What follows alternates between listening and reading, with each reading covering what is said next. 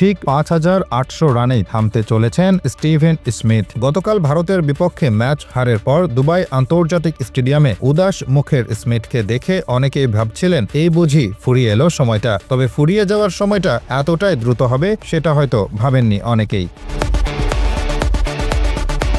Champions ট্রফিতে ভারতের বিপক্ষে হারের ম্যাচটাই হয়ে রইল ওয়ানডে ফরম্যাটে স্মিথের শেষ ম্যাচ। ১৭০ ম্যাচের ওডিআই ক্যারিয়ারের একেবারে শেষ ম্যাচে করেছেন ৭৩ রান, সেটাও ঠাঁই করে নিয়েছে অস্ট্রেলিয়ান ক্রিকেটের ইতিহাসের পাতায়। চ্যাম্পিয়ন্স ট্রফির আসরে যে কোনো অস্ট্রেলিয়ান অধিনায়কের ব্যাট থেকে দ্বিতীয় সর্বোচ্চ রানের ইনিংস এটি।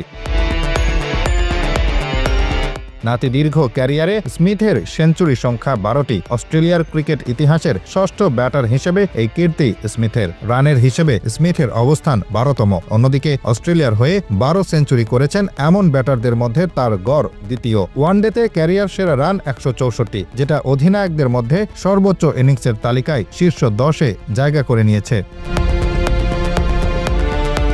তবে স্মিথের রেকর্ড সবচেয়ে দুর্দান্ত ক্রিকেট বিশ্বকাপে। তার ওয়ানডে ক্যারিয়ারের সবচেয়ে দুর্দান্ত ৩ রেকর্ডের সাক্ষীও আইসিসি ওয়ানডে বিশ্বকাপ। বিরাট কোহলির সঙ্গে যৌথভাবে বিশ্বকাপে টানা ৫50 রেকর্ড আছে স্মিথের। বিশ্বকাপের নকআউট পর্বে একাধিকবার সর্বোচ্চ রান সংগ্রাহক হয়েছেন। এ তালিকায় তার সঙ্গে আছেন কেবল ওয়েস্ট ইন্ডিজের কিংবদন্তি ভিভ রিচার্ডস। আর বিশ্বকাপের নকআউট পর্বে কিংবদন্তি সচিন টেন্ডুলকারের সাথে যৌথভাবে সবচেয়ে বেশি ৪ বার ৫০ পেরোনো ইনিংস খেলেছেন স্টিভেন স্মিথ।